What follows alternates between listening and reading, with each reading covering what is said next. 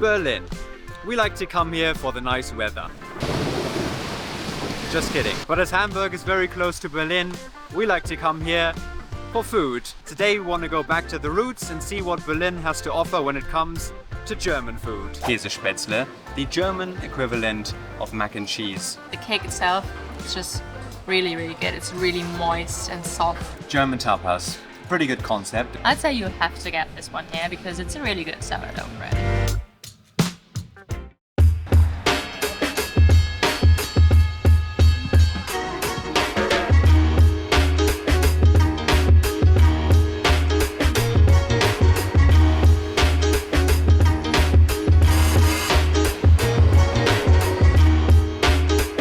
Good morning!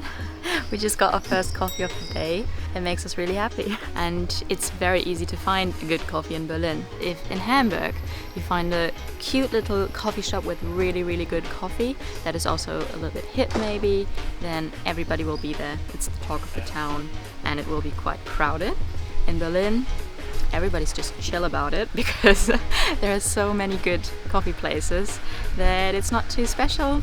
You'll find a seat. And yeah, everybody's a bit more relaxed about it because they're used to it.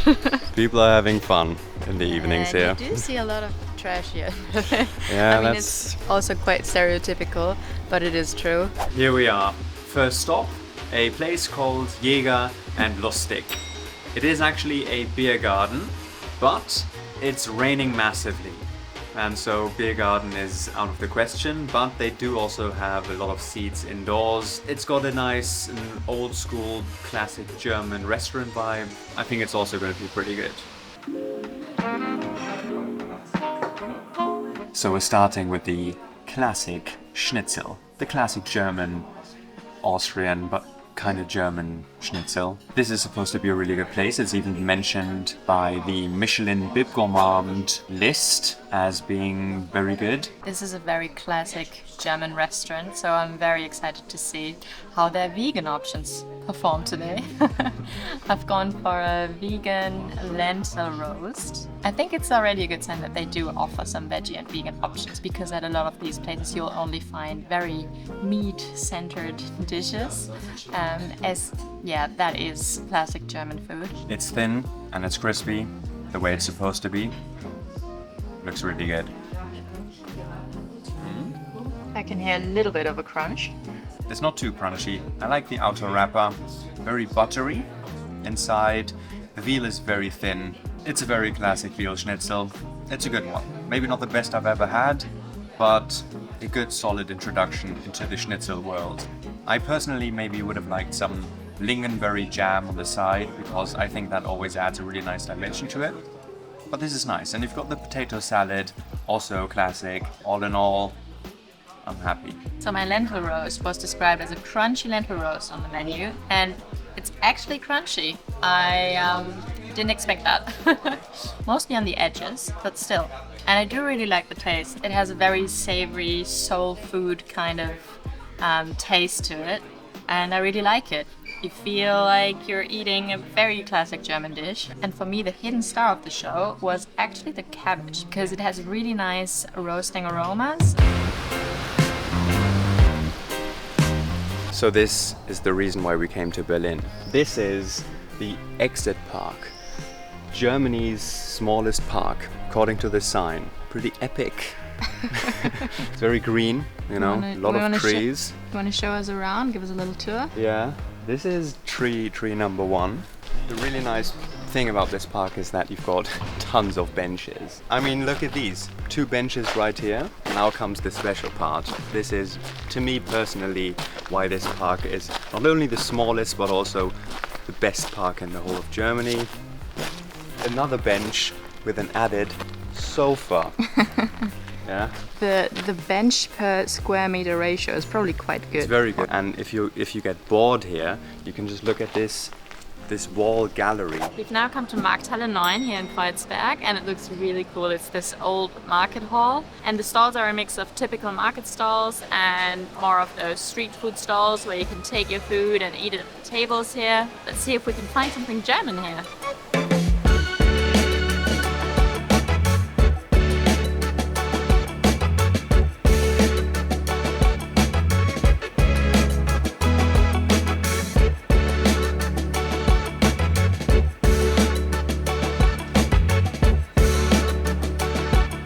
I must say, there are lots of stalls here that look really, really good. But there was one stall particularly that caught our eye, mainly because it's German dish, Käsespätzle, the German equivalent of mac and cheese. Some people would argue. Probably Germans would say that mac and cheese is the American equivalent for the German Käsespätzle. You know, it's up for debate. But this is one of our favorite southern German dishes. I mean, what's not to like? Handmade, hand dropped into the water noodles, cheese. Here we go.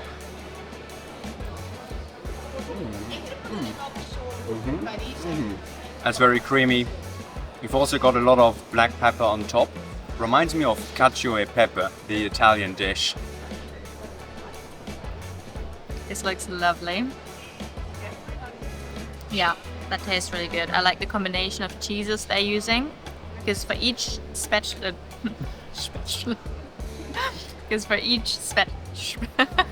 because as there are cheeses that are typically used for a spätzle dish, like Emmentaler, every spätzle dish does have kind of its own combination of cheeses. So depending on the region, you'll get different cheeses. The most important thing is that it's a lot of cheese.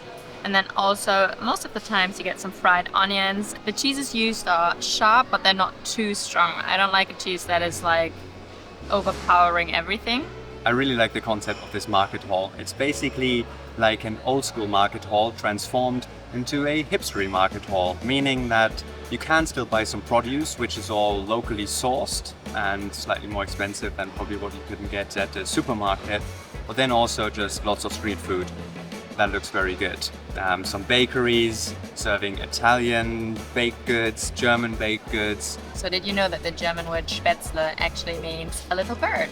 Yeah, I actually thought that you also knew the explanation for No, I think it's just why it's called that. I have no clue. Okay, I mean it's not really a fun small. fact then. As opposed to like longer noodles, maybe.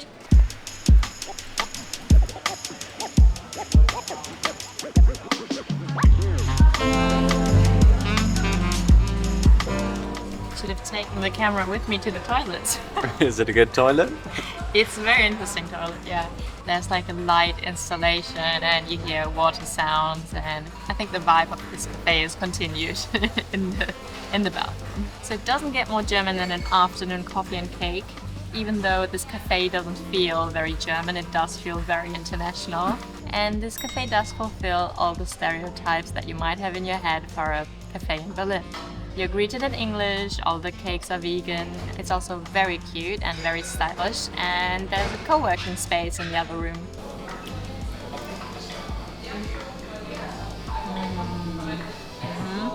The carrot cake is really good. It tastes really cinnamony. The cream, because it's vegan, it does have a slight coconut taste, but I really like that.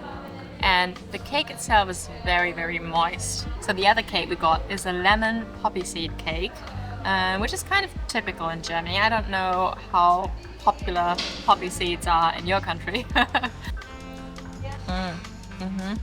So there are two layers. One layer is poppy seeds, which are good, and the other layer is this lemon cream. It tastes like lemon curd, but a lot creamier. It's really good. I love lemon curd, so I also love a lemon curd cream kind of thing. Some nice coffee and cake. That's just what we needed, because in 1 hour we've got our next dinner appointment to try some German tapas. You know, before you load up on tapas, you gotta have some cake. Of course. That's the rules. Here we don't make them. And the sun's come out a little bit. The sun's come out, I can't see. Nice. Oh god. Simon's what is this? Simon's a vampire. What is this? It's not raining anymore. You are my sun. You are my sunshine. You are my sun. Never mind. You are my sun. Ready for some tapas? I mean, it's not like I'm hungry, but luckily the portions are small as per definition, and we didn't order too much, but we're already planning to have dessert, so... Take everything we say with a pinch of salt. German tapas. pretty good concept if you want to try a wide variety of different German dishes. Now here at Klinke, they serve tapas or German dishes with a modern twist. So far, they're all pretty good. Not the cheapest maybe, that's one major drawback. To start with, we got the currywurst, very classic dish from Berlin, but famous all over Germany. And this one is very good as well. The sausage is very nice and tasty, and the sauce, rich and with a lot of curry, which is what we like. We then also got another dish, which is a filled dumpling. It's called Maultaschen in German, which translates to mouth bags, which is kind of weird. The ones we got are filled with a blood sausage and then also some fruit. And on the side you've got some, like a fruit marmalade with some spices in there as well, like some star anise. And that's a really nice combination as well. You do only get 2 or 3 dumplings, but they are tasty. We also ordered some croquettes, some German croquettes, and usually they're only filled with potatoes. Here they also add some nice cheese and also some parsley, so they do taste really, really good. They're quite a good mix of potato and cheese. I mean, you can't do anything wrong with that. And they're also served with some walnut pesto. Tastes really fresh. And not to forget, as a little appetizer, we had some sourdough bread, which is, of course, a German classic. And I'd say you have to get this one here because it's a really good sourdough bread. So to end this day, we got a portion of kalter Hund, which is a very classic German dessert, very simple dessert. It literally translates to cold dog, which is interesting if you compare to a hot dog because they're not similar at all. Tastes good. It's simple because it's basically just a buttery biscuit coated with lots of chocolate. And this one here also comes with a marmalade, like a berry marmalade on the bottom. This dessert does remind me of childhood birthdays because I feel like a lot of parents just made this cake because it's quite easy to make. It doesn't take a lot of time. Yeah, childhood memories. I don't know whether we're gonna visit Berghain now or go to bed. What do you think, Simon? Probably the latter. I mean, it would be easy for us to get in, you know? That's not the problem. Yeah, we're good friends with the guys at the door. What was he called? Sven, our old buddy, yeah. Bed sounds good? Yeah, bed. Yeah? All right. Okay. Yeah, let's just do that then. I mean, I think it's easier. Yeah. All right. Good night then. Yeah. Good night.